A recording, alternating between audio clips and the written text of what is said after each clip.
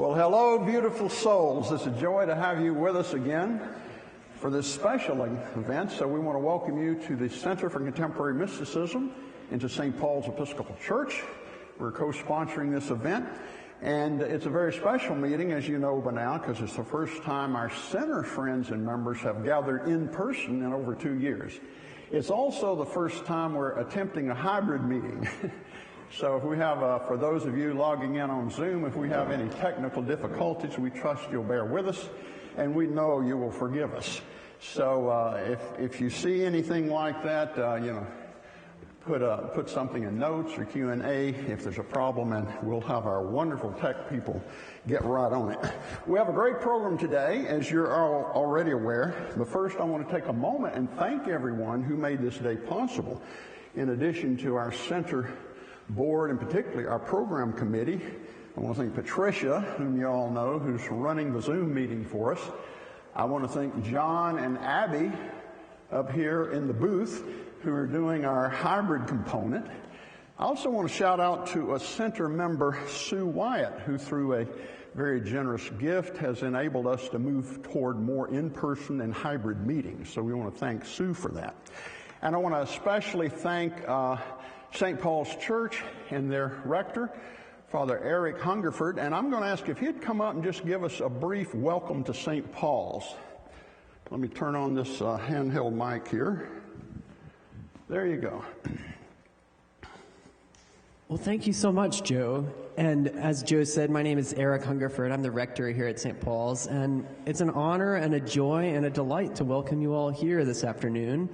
Welcome to all of you who are members of the Center for Contemporary Mysticism, and we're delighted to have you. I'm a great lover of mystical poetry from all traditions, and so when Joe told me about Chelan and about this opportunity, I was absolutely delighted that we could facilitate this meeting, and so I give thanks for your presence here. I think about that wonderful Rumi poem that goes, out beyond ideas of right doing and wrong doing, there is a field, I'll meet you there. And when the soul lies down on that grass, the world is too full to talk about ideas and language, and even the phrase each other doesn't make any sense. So let us lie down on that grass together today, and let us listen to the wonderful verse that Chelan has to share with us. And Joe, I'll hand it back to you so you can shepherd us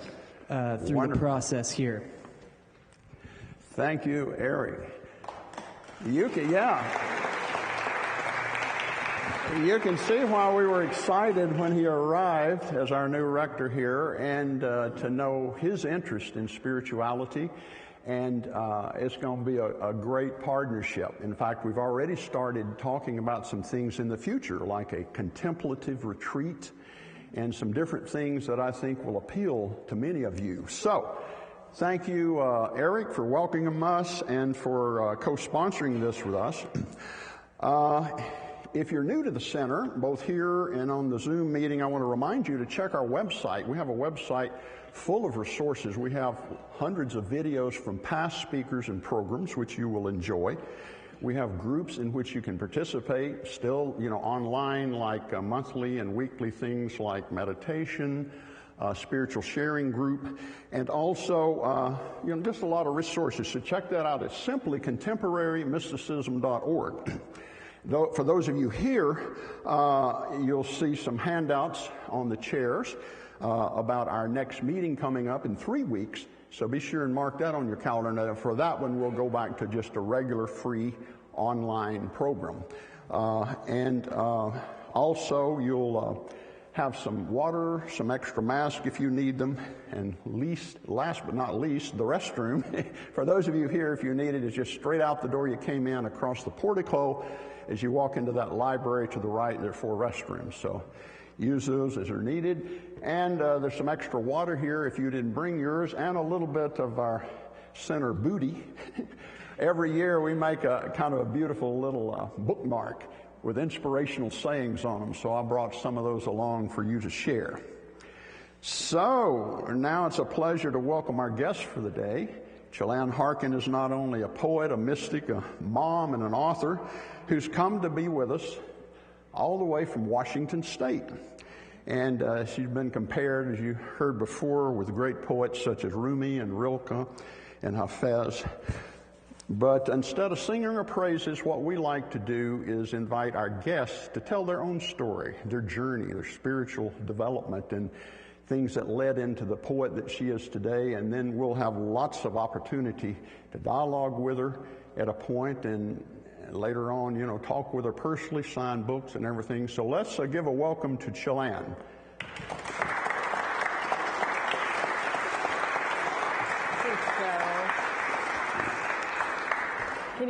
Can you hear me?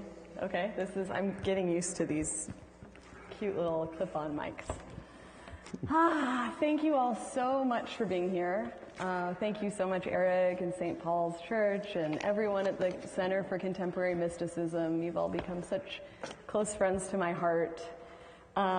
This talk is an experiment in showing up and opening up and seeing what wants to come. And that's rather my style as a presenter. Try as I might, preparing too much ahead of time just doesn't really work well for me. And so my poetry, I don't have a writing time where I just go sit down and, schedule a focused hour. What I try to do is do my fumbling best to open my heart and to be truthful to the best of my ability to myself and with others about what's really happening in my heart. And sometimes that's deep hardship and suffering and embarrassment, and sometimes that's inspiration. So that's just my style in life and as a poet, and also it seems as a speaker. So I show up very much not knowing how each presentation will go. I had an interesting experience yesterday. I was signing books, and I was there's a sign with this advertisement that Joe made, and it was the same one that advertised this event, and it said, America's Mystic Poet. And I was sitting underneath, right next to that sign as people walked in, and they'd see me and they'd see that sign, and oh my God, it was so uncomfortable. For 3 hours, I felt so squeamish sitting by this sign. And the reason, the poetry that I write is appropriately categorized as mystical poetry, and my experience with the way it comes through is absolutely the most profound and potent experience with the beyond that I have. And it definitely feels like a harmony between my own spirit and the beyond. But I need to do a little bit of breakdown about what the word mysticism means, because it can create kind of a hierarchical feeling in people's minds and other than a transcendent being. And I have this beautiful poetic way that is such a great gift, and I'm a person with all kinds of complex inner challenges, and I'm a goofball, and I'm a work in progress. So I've spent a lot of time in my own self, and I share a lot about this in my writing, just talking about what I believe, how I define this word mystic. And so what I've always most wanted and really, really needed in my life to feel just stable at all, and to have any degree of healthy functioning in my own life and in relationship, is to be in a process of trying to connect with a love that nothing I could do or not do would shake. And I feel that disconnection with that is really all the symptoms of our pain and our insanity and all of our problems in this world really are symptoms of just disconnection with that. And so for whatever reason, I just kind of came into the world being extra really just having a sense of that being there, that the possibility of really connecting with a love that was, that none of my behaviors could throw, that was just so deep and unconditional and everywhere, and generous and completely all-embracing. So I had sort of a sensitivity to that possibility, you could say, but then also a deep sensitivity to all of the limiting ways that we operate in this world, and the small ways we think about our own selves, and the sad ways that, disconnection from this profound, limitless wellspring of love, how disconnection from that plays out in relationship. So as a very sensitive person, trying to get by in these social constructs that we all live in, it was just brutally painful for me. Just really needing to compress a lot and repress and stuff down, really, a lot of kind of perceptions and feelings and connection with truth and all of those things. And it can feel, in a world in which social rules are tight and narrow and social constructs feel small, that it can feel like, oh gosh, if I bring out these things in me that are outside of the norm, that it could kind of, it will be noticed. And if it's noticed, it might be dangerous in some way. I might be ridiculed. I might be shamed. People might not like me. So my journey has really been one of really needing to dive very, very deep and to claim these parts of myself, these gifts that I'm now kind of have begun really trying to alchemize into assets that I once really thought might be liabilities for me in my life. So one of my great fortunes is that for me, the amount of suffering that I experienced from not just really doing my utmost to live with an open and completely honest heart, that amount of suffering really became quite unbearable and unmanageable at a very relatively, I think, young age. So at 21, that was a crazy year. This whole old paradigm of operating, of repressing, of people pleasing, of repressing my truth and my spirit and my voice, and just living basically in this facade that brought me no true satisfaction or nourishment. I knew it wasn't working anymore, and yet I had no idea how to get into a new place, a new way. It felt like a big step into the unknown. I grew up in the Baha'i faith, if any of you are familiar with that. And I went on a Baha'i pilgrimage to the holy Baha'i holy places in Israel. I went by myself, and on one of the last days of this pilgrimage, we went to Baha'u'llah, who was the founder of the Baha'i faith. We went to his prison cell. He was incarcerated for years. And for whatever reason, I just deeply wanted to be alone in this prison cell. That was just an interesting desire in my heart. But I was with this big group, and I thought that was very unlikely to happen. And so we all went in, and I closed my eyes for what felt like a couple of seconds. And I opened my eyes, and everyone had left the space, and I hadn't heard anything, and the door was closed.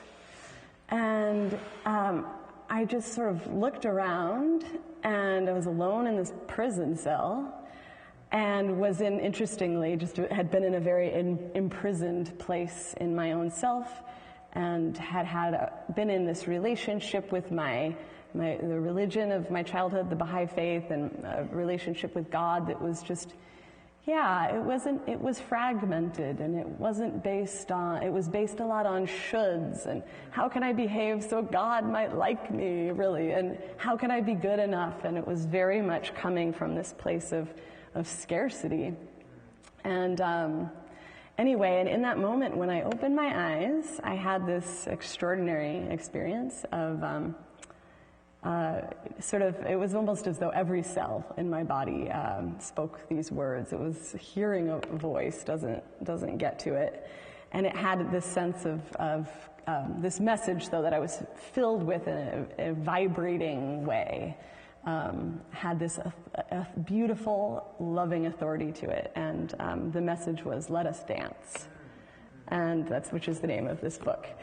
And it felt like a message from, I wasn't exactly sure who to attribute it to, Baha'u'llah, God, whatever, but it had this sense, it was right for me, it was this sense of just deep, loving authority that I could trust, and it unlocked something in me on such a profoundly deep level, and I just started I had this incredible cathartic experience followed by incredible just ecstasy and joy. And I knew immediately when I heard those words that would be the name of a book of my poetry one day. And as poetry does, it uses shorthand to deliver all kinds of messages. And what was in that message for me, "Let us dance," was this sort of great permission to relate to myself and the world and spirit from a place of genuine truth, to be able to share my struggles and my desires and my joy with the world. And anyhow, so let me pause and read a poem that kind of represents perhaps Chelan, before you go on, yeah.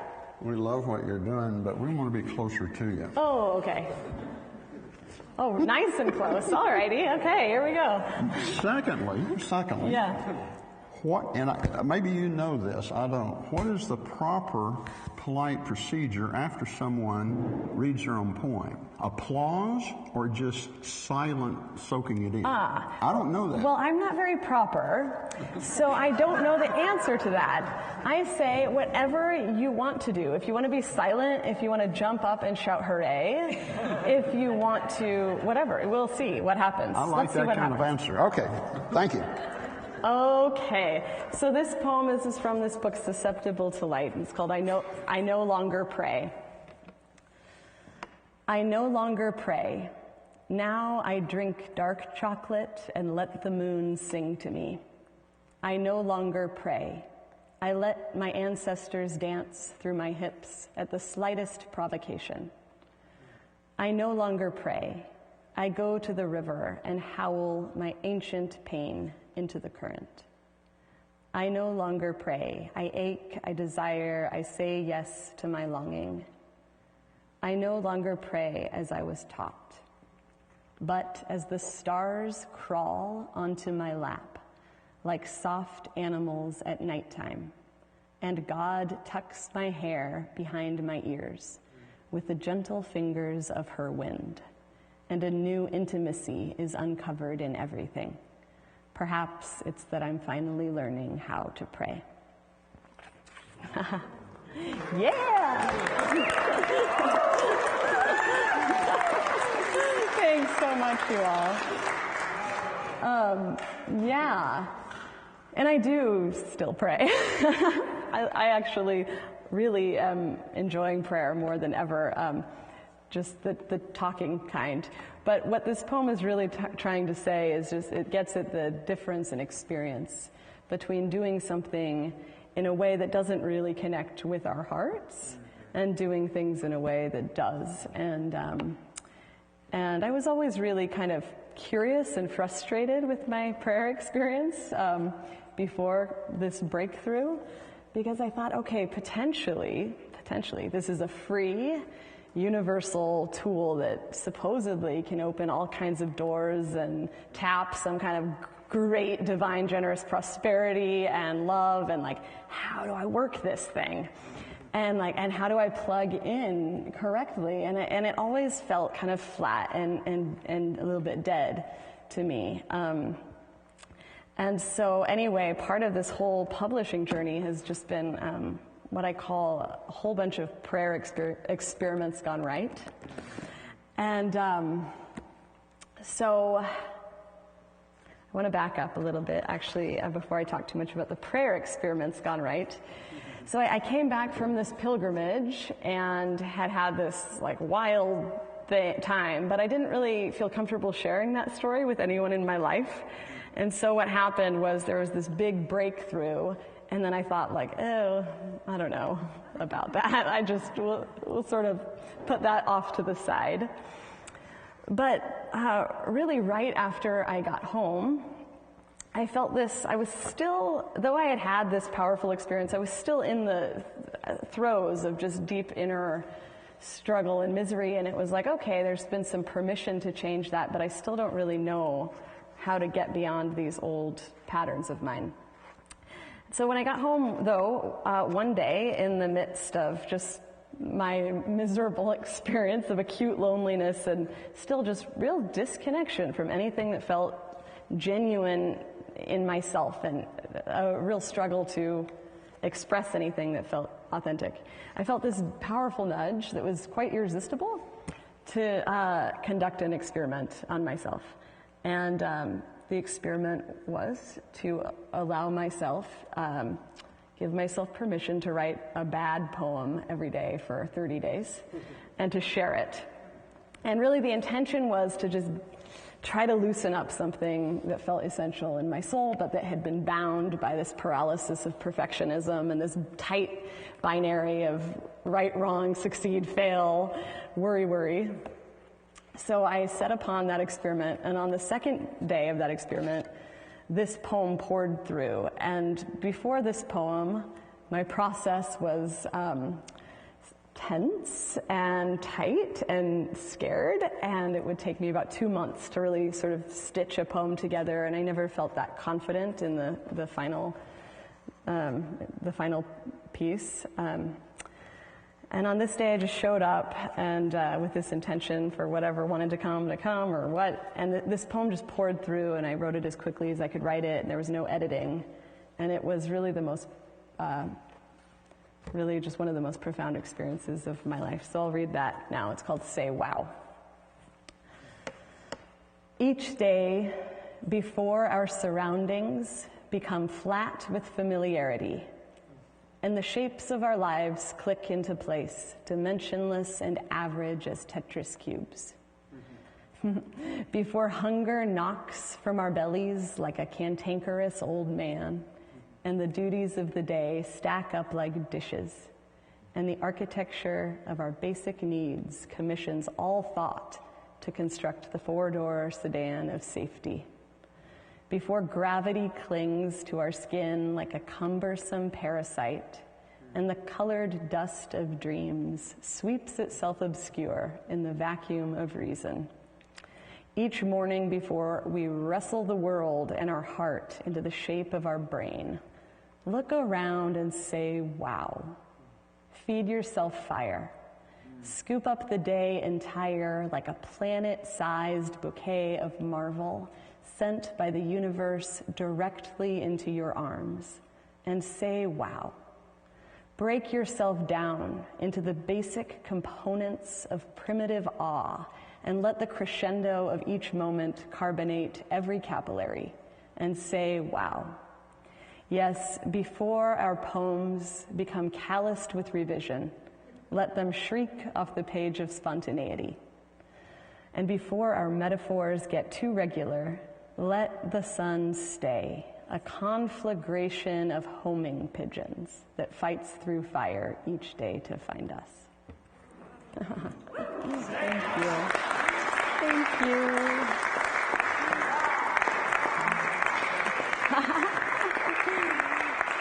Thanks so much, you all. It is so sweet when these poems are so beautifully received. That means so much to me. So I'll just go on. Oh, there I am. That's funny. I'll go on a little longer, and then we'll have some time for question and answer. I really love that style of exchange, to hear what is, you're really curious about. So fast forward now about 11 years from the time that this poem came through at age 21. And I had a huge collection of poetry, and all of it had come through in this sort of way, this just it was almost like I would get tuned to another channel, the poetry channel, and I would have to drop everything and just grab a pen and write like hell, and that was sort of how it went. And so this was a really, really very potent personal experience, but I was still very shy to share with other people and afraid of judgment and rejection and the like.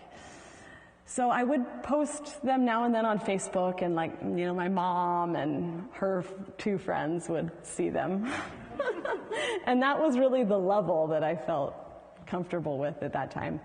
And I had this sort of deep desire to publish my work, but I had just kind of buried it under all kinds of thought ideas like do something serious with your life, Chelan, or nobody cares about poetry, like all these assumptions that were kind of mean and kept me from doing this.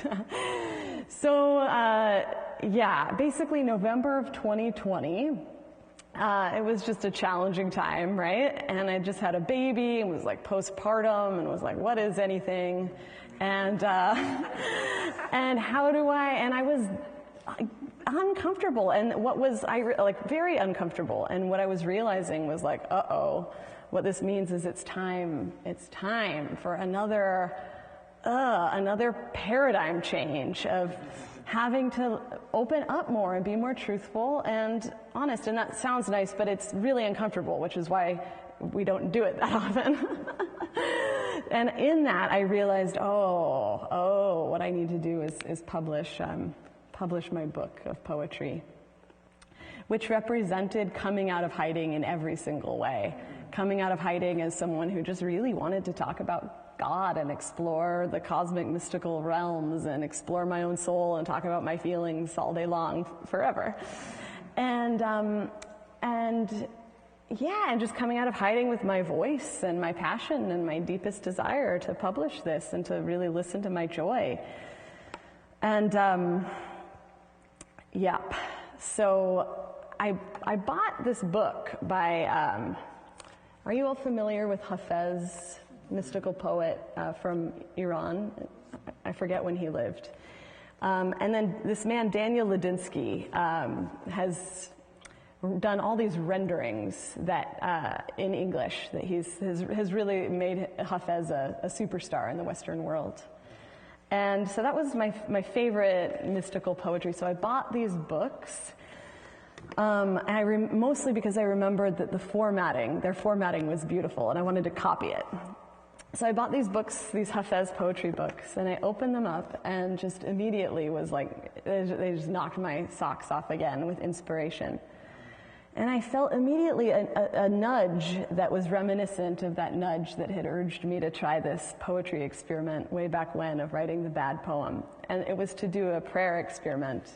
And I would go on a night walk every night, and I decided to make myself a big cup of hot chocolate because I wanted it to be fun and feel good. I would go on a night walk, and I just decided I'm gonna pray to Hafez and ask for some help. I'm gonna create a little Dead Poet Society, and I'm gonna ask for what I want and see what happens. And I wasn't sure. I was hopeful that prayer might be a thing that could work and help, but I wasn't sure. So I just did this sort of strange experiment, and every night I'd go walking, and I just very casually would kind of hobnob with my favorite dead poet. And I asked for inspiration, first of all. I said, Hafez, if you are out there, if you happen to still have access to any inspiration that you want to share, I'm available. And what happened was, what had been maybe a gentle stream of inspiration became torrential, almost immediately, like that from that night on. And about half of these poems came through in just the 3 weeks that I was talking with Hafez. Very, very similar stylistically too, which was remarkable. So then I thought, okay, Hafez, cool. We have good findings so far in this experiment. I'm going to publish this book. I'm a self-published poet. I have no connections in the marketing world. I don't know what I'm doing. And I want this to go far. I want this to touch hearts. I want this to be a source of joy and love and, inspire truth and liberation in hearts. Please just find all the delegates in the spirit world that can help, and just tap all the sources in this world that can help. And I need help with marketing, essentially. So I just really decided I would milk this connection with Hafez for all it might be worth. So then I just published this book on a, wing and a prayer. And 3 weeks into my publishing journey, I get an email in my inbox out of the blue from Daniel Ladinsky, who's one of the world's most famous poets, who's done all the renderings of Hafez poetry. He said, Chelan, I found your book. Great job. And this is so weird. I'm a reclusive poet. I almost never reach out to anyone. But just for some reason, I got a nudge to reach out to you and say, great work. Yeah. What? Anyway. That was the most nuts moment of my whole life by far. It was like a cork was pulled on my whole perspective of the universe and of possibility and of everything. It was wild. So I wrote him back this very unfiltered email that was just like, oh my God, what? And I shared a poem with him that I felt was particularly inspired by our shared muse, Hafez. And then he responded to me and just said, Chelan, this is spooky, and I think you and I should publish a book together. And I want to introduce you to all the best publishing houses in the world. And then he wrote the foreword for my book. Anyhow, it was just such a wild, beyond wild journey. That has made me, and what's so interesting is still, it just shows me how hard-headed I can be. Because still, even with something like that, that's semi, miraculous in a way, I'm still like, does prayer really work? I don't know. But what it has certainly encouraged me to do is just continue my experiments with asking for what we really want that's aligned with what's best for ourselves and best for others. And if we are all connected, which I deeply believe that we are, what truly at the deepest level is, best for us in our lives will also, be best for others. And so it makes sense that they're to listen to what is alive in us. And anyhow, okay, I'm going to read another poem, and then maybe we will pause for some questions. Okay, this poem came on through about 2 days before I published this book. And I was, for some reason, extra shy about this one. And I really wasn't sure if I was going to put it in here. And I did, and then I just shared it on Facebook and had a big, oh God, I don't know if I should have posted that one feeling right afterward. And then it was shared about 50,000 times. So this poem has been the one that has really, made extra, it's just had an extra reach. So it's called The Worst Thing. The worst thing we ever did was put God in the sky, out of reach, pulling the divinity from the leaf, sifting out the holy from our bones, insisting God isn't bursting dazzlement through everything we've made a hard commitment to see as ordinary, stripping the sacred from everywhere to put in a cloud man elsewhere, prying closeness from your heart. The worst thing we ever did was take the dance and the song out of prayer, made it sit up straight and cross its legs, removed it of rejoicing, wiped clean its hip sway, its questions, its ecstatic yowl, its tears. The worst thing we ever did is pretend God isn't the easiest thing in this universe, available to every soul in every breath.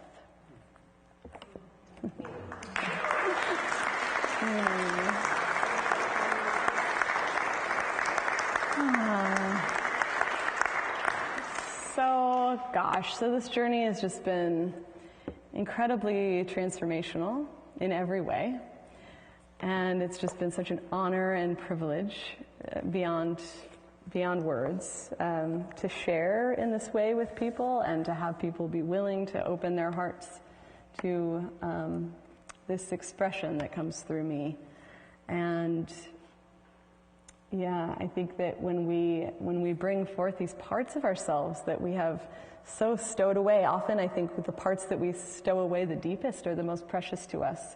And we do that because we want them to be well received and loved. And most of us have wounds around being, fully embraced and tended to with that, safe and true and deep love. And so it's a journey and a half bringing these parts forward. But it's been just the richest and most satisfying and rewarding experience of my life. So just thank you all so much for showing up today. I flew here from Washington State. So this was a big journey and had all these, wonderings. What if nobody comes?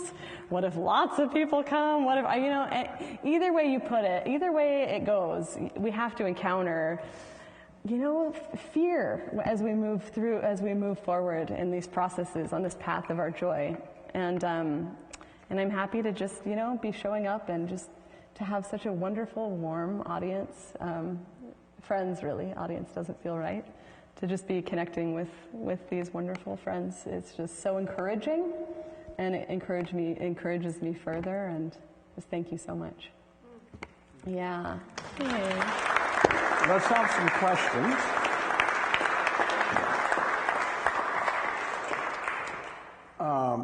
We'll start by having some questions for those who are here in person, and we'll do that a little while, and then we will go to Zoom, to the internet, and bring some people on there. Fun. I know a number of people have raised their hand online. Particularly for Zoom people, I'm supposed to tell you that, this is all our meetings are open to the public. But we do record them and sometimes use them on our Facebook or YouTube channel. So if you'd rather not have your smile show up on our YouTube channel, then you might put your question in Q&A. Our lawyer told me to say that. But anyway, you said something in one of your past interviews that I thought was wonderful. I just wanted to say it before we get to it. You talked about, after you made this connection with Hafez, how the poetry just comes pouring through, and you don't know when. And she was saying one day, she says, when it starts, I jump up, I tell my husband, get the kids, get out of here, turn off the stove, lock the door, it's coming, right? And then she said she did the whole book in like 3 weeks or something, and that amazes me. But anyway, we'll have a few questions. Let's keep our questions brief, okay? Just so as many people as possible can ask one. And, make it a question or something. She gets a lot of just praise, like, oh, you. Well, that feels good. If you have that in your heart, I'll take it. But if I'm you not have a rejecting question, that. Something she can respond to. So I saw a hand over here, Michael, and then we'll try to pass this around. Thank you, Joe. Two-part. Do you meditate and do yoga, number one? And number two, do you write with a pen and a piece of paper, or do you go on the computer? And at what time of the day or night do you feel better writing? Oh, fun questions. So do I meditate or do yoga? I have a pretty squirrely mind, is the truth. So meditation has always been really, really uncomfortable for me, to the point where I'm not very drawn to doing it. What I've done a lot of, which actually this is meditation, is just sort of, for me, a way easier entry point to that deep self that is what I so want, is hypnotherapy, which gets past a lot of the hogwash going on. And it's like this fast track tool. And that was, I didn't talk about this in this talk, but that was in terms of mental, emotional health and well-being, that was the tool that dramatically changed my experience of life, and that has been my mainstay, really. So I do some kind of version of that almost daily. Yeah. And then, do I write with paper or pen? Or I write with whatever is quickest to grab. And I have this big pile at home of poems written on used coffee cups, receipts, envelopes, just this ridiculous stack. So whatever I can grab first and whatever I can write on. I've written a few poems on my hands, if that's all there's, and but a lot on the phone too, or the computer. And I have noticed a pattern since it's been coming so consistently that morning typically is when it's been flowing. Thanks for asking, Michael. Appreciate it. Yeah. Okay, I saw another one here. Hi. My name's Judith. I'm so excited to meet you. Because this last half of the year, my understanding of God has been changing a lot.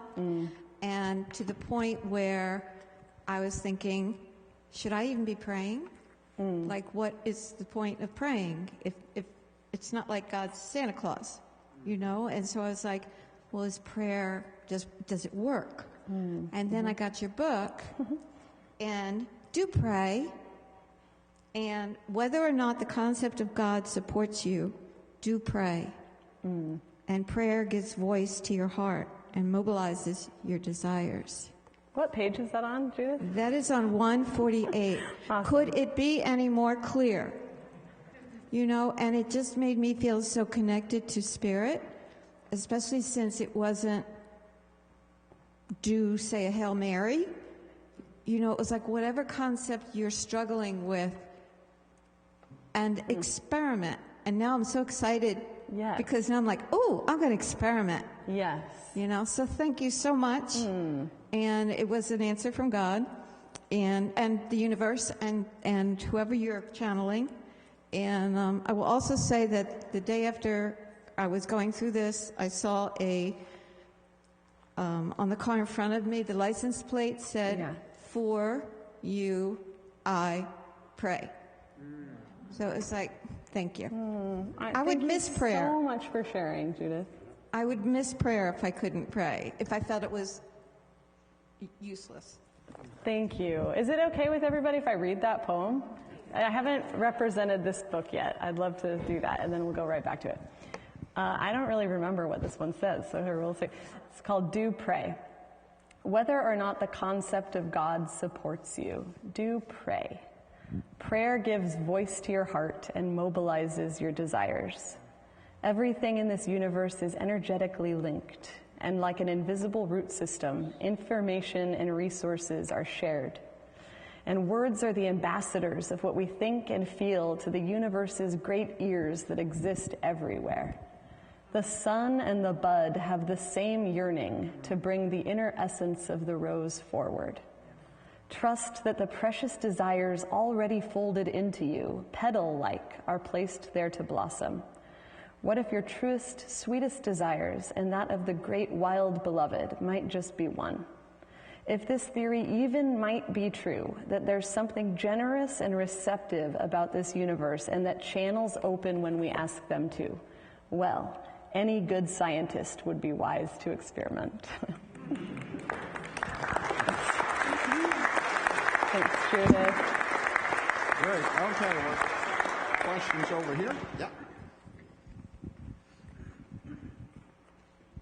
So I'm Patty, and we met earlier, and you are a gift to all of us and to our world.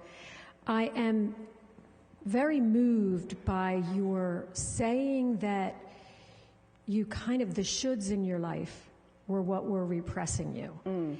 And that resonates with me as a woman, much older than you, but I wonder if you could speak to your youthful exuberance and willingness to take the risk of putting your heart out there, which of course we are the beneficiaries of, right?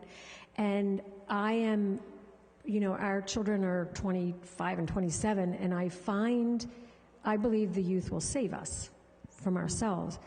So no pressure or anything, but I ask you about your perspective as a younger person, and the traditional people in the pews are getting older, and a lot of our young people, including my children, don't. And I'm not suggesting that you speak to the religion piece, but to the spirituality of your young compadres, if you will. Oh, interesting. I'm not totally sure I understand your question. I really want to, so I can answer it. So, and maybe this is too much to ask you No, we can to be figure it. spokesperson.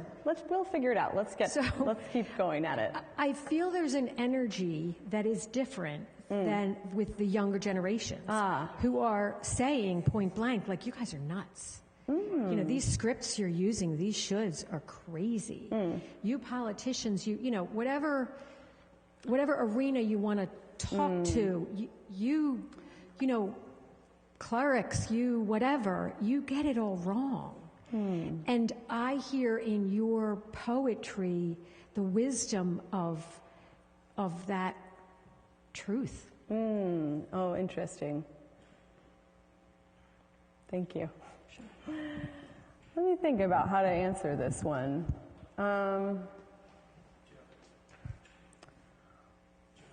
Well, I think anything that's not, I don't think that the clerics are wrong or that religion is wrong. I love religion. I think it's a beautiful, in potential. I think it's a beautiful, organized space to disseminate love and potentially. But I think anything that is based on fear is going to have consequences that don't feel good to people. So if a religious space is motivated by that ideology, that's what's going to happen. And if it's motivated by love, beautiful things will flourish. Amen. Yeah. Exactly. And I'm sure, yes. And so, but I think, and what's such a beautiful gift is that when we don't look at when we don't tend to our pain that's coming from these fear-based practices, the incredible blessing and beauty of that is that our pain gets worse and worse. And we have to use more and more strategies of addiction and avoidance to avoid what's going on, and so it eventually mounts and becomes unbearable, and that point is a point of needing to change and reassess. So perhaps what you're noticing is younger people just being recipients of patterns that have been happening for so long, that have been just fear-based, that have come not from true connection and trust in God, but from scared people that have been thinking, if we promote these ideas and try to look better than other people, then we'll be able to be worthy, or something like that. From some kind of representing some kind of disconnect. So perhaps just generationally that, it gets to a point where people start calling it out. But I really also want to say that I don't think calling it out is the end of it. I think it's a part of a process, but what we really need to know is to know what we want and what we love and what we're trying to build and create. And when we know what we love and what we're trying to create, then even the dismantling that naturally happens in that process of old things that haven't been working falling away is more beautiful and constructive, rather than just sort of like a tearing down, if that makes sense. I don't know how well that touched on it, but thank you for your question. Yeah. So, from your poems and from your posts on Facebook, yes, I know that you have a clarity and a perspective on what we commonly call our shadow side. Yes. That is unique and very thought-provoking for me. Would you talk more about that? Thank you so much for asking. There's nothing I love talking about more than the shadows. Yes. Thank you, Janet. You've been such an incredible encourager and support through this whole journey. It's meant so much. So, basically, I used to believe that my pain and my struggles were bad, and that there was something just broken and bad about me for having them. And that was kind of as far as my understanding went. And so in that perspective, all I could do was hide from myself, because the alternative, just being bad or broken, that doesn't get you very far. So in this hypnotherapy experience that I had, what happened was it allowed me to enter an incredibly deep and safe space in which my consciousness or my awareness of the I am was able to settle deeper than the pain patterns and narratives that were just limited and false, but that because I was so wrapped up in them, I believed that's who I was. It allowed it to settle into this place of connection with inherent light is the only way I feel I can say it. That is inherently worthy of love and acceptance, and just and then after that, it's not like, oh poof, all of my sorrows are gone, but I didn't identify with them anymore. And so I describe it almost as though, like, you know, if the clouds thought what is this? But forget that, never mind. So, so when I didn't identify with that anymore, then it was easier for me to stay with those challenging feelings and experiences inside of myself, rather than flee them, as we so commonly do, and then get to know them and understand them. And then what I realized is at the bottom of, you know, weird behavior, and then maybe this layer pile of, like, you know, behavior, and then, you know, fear or pain or whatever, there was always just something which is so easy to judge, these struggles in ourselves. There's just something always that's so innocent and sweet at the bottom of our pain. And it's just an unmet desire from when we were kids. It's, hug me, you know, will you love me? Do you care about me? And like these sorts of this sweet, very tender and sweet and innocent part of ourselves. So it's just been the last decade, a little more than a decade, has been this very concentrated experience of me going into shadow after shadow to exonerate it from judgment and to discover the innocence inside of that. And when we do that in ourselves, one of the greatest blessings is that then we aren't as wigged out by experiencing stuff in other people, because we know, we can track it and know that, oh, gosh, I just wonder where that's coming from in them. And certainly it's from just something very tender. So anyway, thanks so much for asking, Janet. Why don't we switch now and take a few calls from the internet? Can we I want that person to ask a question, and then we'll go. I stand corrected. All right. Thanks, Joe. And then we'll take some calls from the internet. Okay, Joyce. I'm just wondering, this experience of channeling, has it changed your feelings around death? Ooh, what a good question.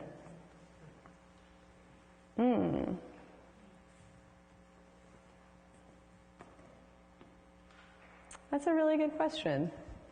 I don't know if I've made that connection there between can you say more about what you were thinking about, what the connection might be? At 11/11/2008, I had a head-on collision, and I had a near-death experience, and it changed things, my perspective on things and angels and everything. And I'm just wondering, if it was like a aha moment as far as, death is a shadow for a lot of people. Yes. And, I wonder, your experience from the other side of getting this information. Wow. I love that you've I would love to hear your story. Near-death experiences are my favorite. Things that really affirm what, intuitively feels. Yeah, I don't remember. God said, I said, why don't I remember the tunnels and stuff? He says, you don't have to remember. That's for people that don't believe. You just know. You just know. I came back to it. Cool. Well, thank you for sharing. So I don't know that it's the poetry coming through that's helped my relationship with death. And I still feel, if I am honest, I'm afraid of death. I have fear of death for sure. But something that gives me, helps me feel better about it is just every time I've been through an unknown in myself, into a new kind of frontier in my own journey of consciousness into these inner realms, it's always just beautiful. Meaning that when I kind of let go of a conception of who I am, through taking care of kind of usually the underlying root of where that comes from and kind of reframing it, like I have a whole new, usually I feel like I have kind of new eyes or a new relationship with the world and myself, and that's always lovely, more lovely than it was before. So I suspect that it's all going to be okay when we die. Thank you. You know, before you came, we got everybody together and said, now think of questions to stump her. Ah! We don't want any of this easy stuff. We want to make her work for her money. But anyway, can we go to the internet now? And we have some folks with their hand up. Let me say this before we do that. When you come on, if you would, give your first name and maybe the state from which you're calling. That would be nice to know. First, there is a question in Q&A from Joanne Hunt, who would like to know, how has motherhood changed your sense of self? Excellent question. Yes, so I have a 5-year-old and a 1-year-old. Gosh, primarily, I would say motherhood has just made me more motivated to resolve, go into and work through obstacles that keep me from really just truly, embodying and living love. And I am more motivated than ever because of my kids to do that. And it's the most humbling job because it really also presents you with all of your shortcomings. Because you so want to, be your best self for them. So it's been a great motivator for growth. Thanks for asking, Joanne. Also, those of you on Zoom, remember, if you would like to ask directly a question to Chelan, click the raise your hand button, and we will bring you on and let you do that. Mm-hmm. Yeah.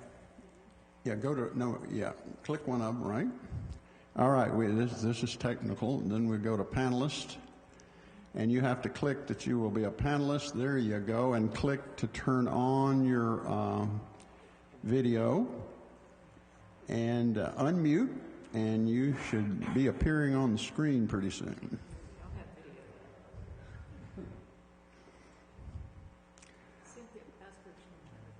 Cynthia, can you click to turn on your video? Go down by her name and click ask to turn on video. There you go.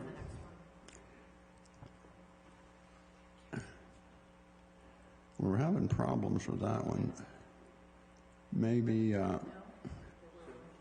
try that one. Oh, there's Mary Reed.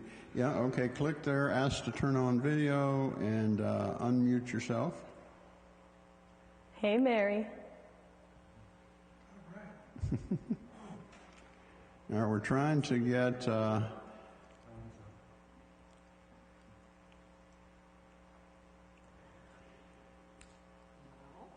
we're not having Mary, do you want to call me and ask? All right, try Mary. She's tech savvy. Okay, click there and click on her hand. Promote to panelist, and then panelist, when she shows up, click to turn on her video. Click on the video. For some reason, that's not wanting to work. I'm not sure. Well, can she type? Can you hear me? Oh yeah, there you are, Mary. Hi. Hi. It says when I click the start video, it says unable to start video. All right, we have to work on that. Remember the part I said to forgive us if we have technical snafus, so that's where this comes in. Okay. So I'm going to ask my question? Yes. Hey, Mary. Hi, everybody. I'm so happy to be here. Chelan, it is just such a thrill to watch you and be with everybody today. Chelan, I wonder if you could talk about what it feels like when your poems are coming through. Because it's not just the word that's coming through, I'm sure. It's the whole experience of what's what's being said. Yes. Can you talk a little bit about that? Absolutely. Mary, you've got the coolest, I don't know if you knew this, you had the coolest face on with your picture when you came on. Like this total scowl, kind of. Mary, I love you, Mary. You're amazing. I love you. Okay, yeah, it's the best experience that I know, really, when these poems come through. It's a little bit hard to explain, I suppose, except it just feels like there's words flowing through that need to come out. And it's a little bit it's uncomfortable to not do it. It's almost like having to pee and holding that back. Like when you gotta go, you gotta go. And when you gotta write a poem, you gotta write a poem. It's very much that quality. So it's very, a little bit insistent in that way. And if I repress it, it's just does not work. And it's this flowing. It's almost as though I'm dictating words that are just very clearly and precisely coming through. And it's funny because there have been times when I haven't gotten to the pen fast enough, and I remember the general theme, and I try to come back to it later, and it is just it just doesn't have the magic anymore. So it's a very interesting experience. There's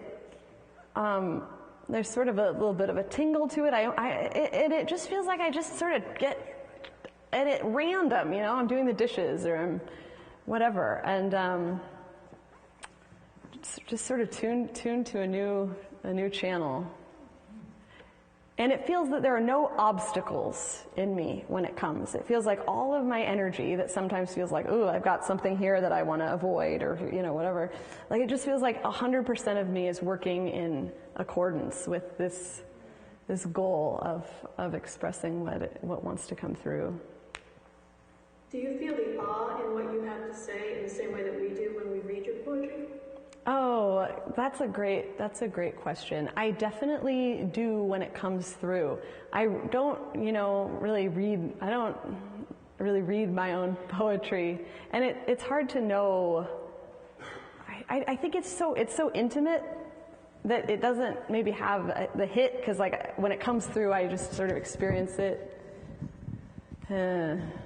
the first time, I don't know, in such a deep way that it wouldn't like have a hit when I went back to it exactly. But in the process where it comes through, it's just, it's really, just very, very beautiful and powerful and helpful for me too. Well, we certainly appreciate the feeling that we get in receiving these words. So thanks so much, Mary. Thanks so much. Appreciate it. Appreciate you.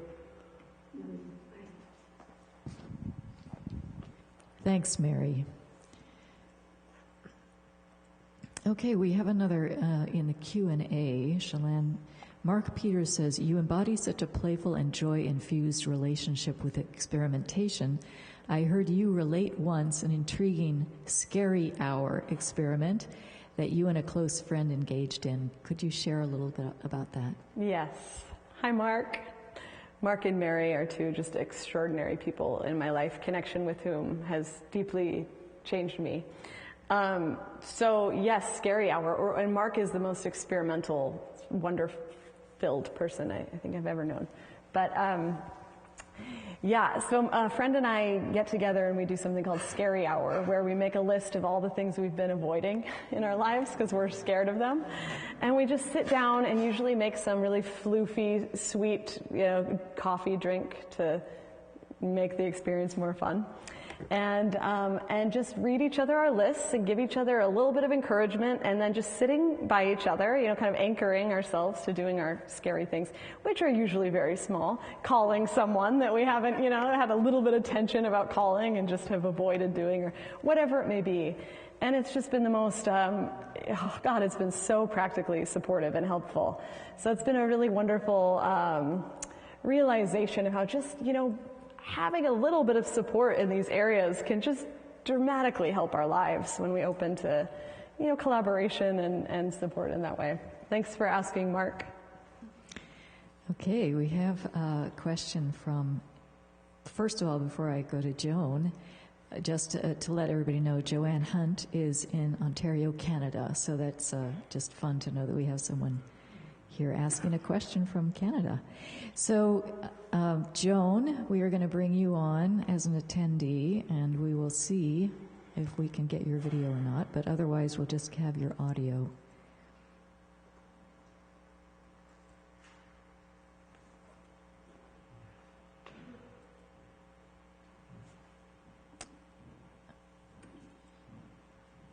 Okay, Joan, if you can turn on your video, go ahead and do that. Otherwise, you can just ask your question.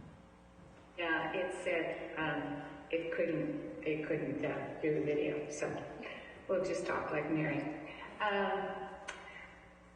Chelan, when I first heard you some time ago, I really got scared, to be honest, because you talked a lot about the editor and how you had to let go of the editor in allowing these poems to come through, that you just had to put them out there without changing one little thing.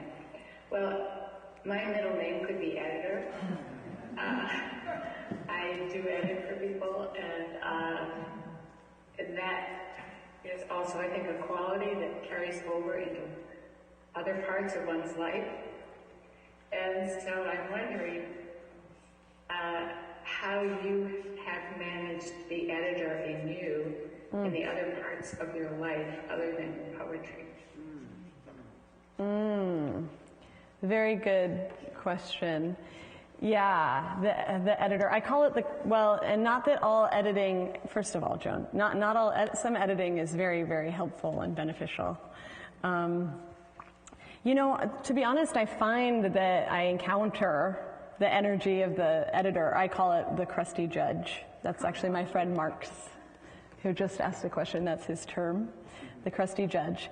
So yeah, I encounter the crusty judge for sure most in my life with poetry and when I come out to speak, because those are the times where I'm extra intentional about trying to open my heart. So you asked about how I manage it in other areas. But yeah, to be honest, it mostly comes up in these spaces. And with poetry, the poem comes through, and then I just share it immediately before the crusty judge has time to get in there. I've noticed it comes in about 15 minutes after the poem comes through. The crusty judge takes ascendance and starts, telling me that whatever it says. So just, oh gosh, this is sort of funny advice that I don't even know if it's good advice, but well, I think, just trying, I was going to say be impulsive with your joy. No, don't be too impulsive. But to again, try to do experiments with those things that we care about and see what happens. And just because the crusty judge comes on, it doesn't mean it's the wrong thing to do. That's just it's this process of growing beyond, I think, where we've been and coming out into visibility more. So I think to just normalize that is what I try to do, and to do what I need to do to take care of the discomfort of the crusty judge, and then return this practice of, going through the crusty judge stuff, but then just coming back again and trying to move forward to what I, to the best of my ability, I think is, going to bring love and joy to the world. Yeah. Thank you. Yeah, thanks, Joan. Thanks, Joan.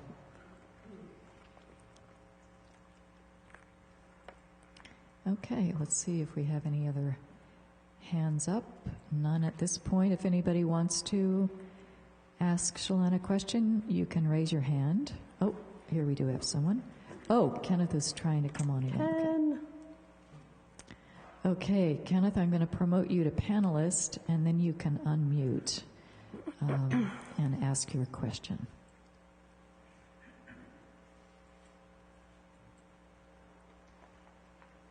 Okay, go ahead. Well, this is going to be one of those effusive, graceful things that pulled up you at the beginning of this whole thing. Because that's the rebel in me that says, damned if I'm not going to say how much I love you and how much I love your poetry. This is Ken from Lancaster. Yes. Hi, Ken. It is so nice to hear your voice, and you have been such an incredible friend to me on this journey, and you've meant so much to me, and I'm really, really grateful for you. I'm so grateful for your poetry, and of course I sat and watched you through this whole thing and cried every time that you read a poem, and just my eyes just leaked all over the place. And but I do have a question, and so I'm going to try to fit into the box as much as possible here. What's next? Is there another book on the horizon? Oh, thank you so much for asking. Did I cut you off? No. I'm just kind of in this place of being so wonderfully amazed at seeing you and hearing you. Oh my gosh. Thank you so much, Ken. Really I felt very, very deep appreciation for you this whole journey. And thank you for that question, because yes, there's good things coming. So book number 3 is coming out probably mid-June. It's going to be called Wild Grace. And I'm really excited for it. And then an album with me and 2 other female poets. 6 recorded songs done by this Danish composer and producer who adds this extraordinary music behind them and some vocals, and it's just out of this world. His capacities, I don't know, have dimensionalized so much. And so it's going to be an album available end of May, I think May 30th. So we're calling it The Three-Headed Goddess. Kind of a funny title. And it's going to be great. And then I just really want to speak and share and present. So I just want to say that I'm really available. I'd like to travel every other week. And so I'm just putting that out there for whatever opportunities want to invite me to them, in churches and spiritual centers and retreats and wherever, any space that people feel like I might contribute in a meaningful way. I'd love to show up. So, thanks so much, Ken. Thank you, Ken. Yes, you're quite welcome, Chelan. And of course, I'm always thinking marketing for you. So. Thank you. Whatever ideas you have. I still don't have any marketing know-how, so, Okay. Thank you. So now we have a question from Catherine. I'll bring her on. So, Catherine, I'll be promoting you to panelist, and you can unmute and ask your question.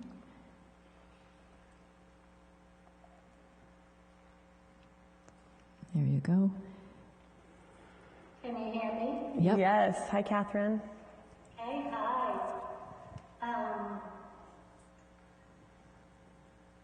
Chelan, I have just been fed by you so much. I received so much encouragement, spiritual blessing through you. And while you were talking, you said that there are times when you have felt flat and dead spiritually. And I resonated to that. I went, oh my God, that's what I've been feeling. Flat and dead spiritually. And I thought, you then said you started doing an experiment where you just put yourself out there and put a bad poem out every day. And I had a breakthrough, and I want to thank you for triggering this breakthrough right during your talk. And it was that I have, since I was 4 years old, had experiences of the doting face of God through humans who've given me that, but I knew it was God's face through them. And I realized that I'm being invited by Spirit to start dialoguing with those doting faces, and that the promises it will lift me out of the deadness and the flatness.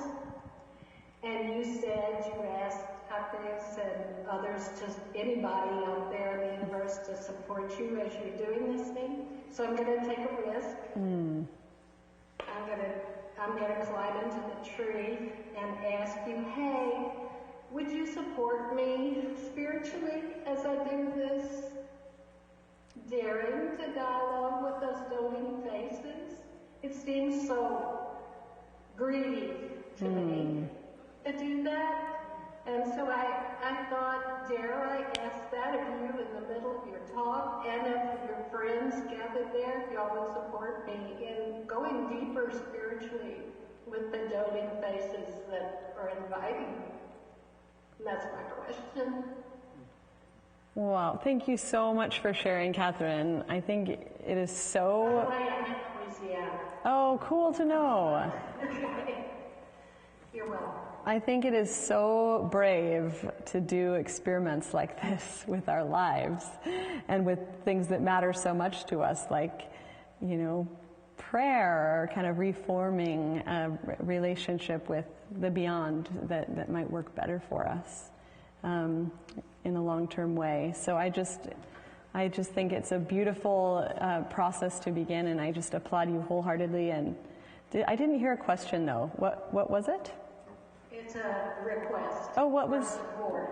Oh, for support. For you to support my intention of starting this process, this experiment with the doting faces of God I perceive.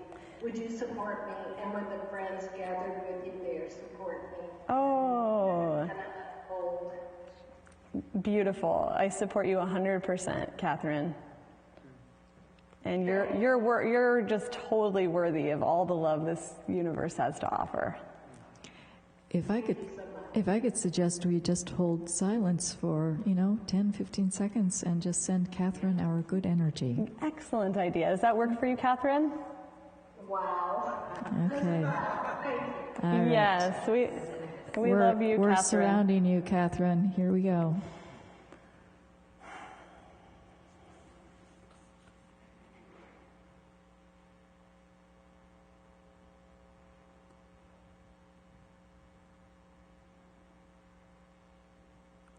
And so it is. Thank you so much. I felt that. Thank you. Right. Be well. Bye-bye. And we have a Q&A. Hi, Chelan. Love you and your poems. They are just amazing and speak to my soul. Does living in the beautiful place in Seattle where you live today help with the inspiration for the poems to come through freely, or is it not necessary for you and you've been able to channel these poems no matter where you are? Really good question, Marceline. Hi, Marceline. It's funny, I want to turn to this screen to talk with them, but I'm actually turning my back to them because they see me very... Sorry, everybody. Well-intended mistake. Well, I don't live in Seattle. I live in the Columbia Gorge, which is about 5 hours south of Seattle. And it is a special place because the Columbia Gorge was made, as it is now, hundreds of thousands of years ago, when this crazy, gigantic flood, the Missoula floods, just tore through there and just carved out this incredible gorge. And so now there's a river flowing through there, and it's scenically quite spectacular. And I mostly like that for symbolic value, because I feel like that's kind of what happened to me with this channel, this flood of energy kind of carving a whole new channel inside of me that hasn't been able to close up. But it's a good question, because I did grow up there, and I grew up close to the land, and I'm sure in many ways that has supported and influenced me. I think, though, currently, I don't think it's place specific, the flow. Thanks for your question. Well, Chelan, thank you. Yes. Wonderful. Thank you all so much.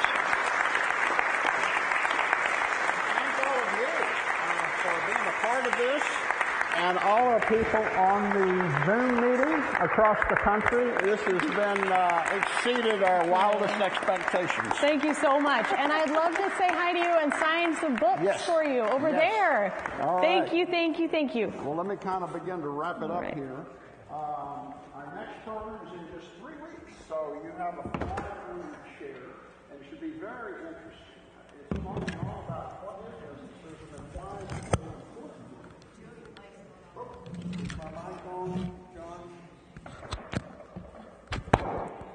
There we go. Sorry about that.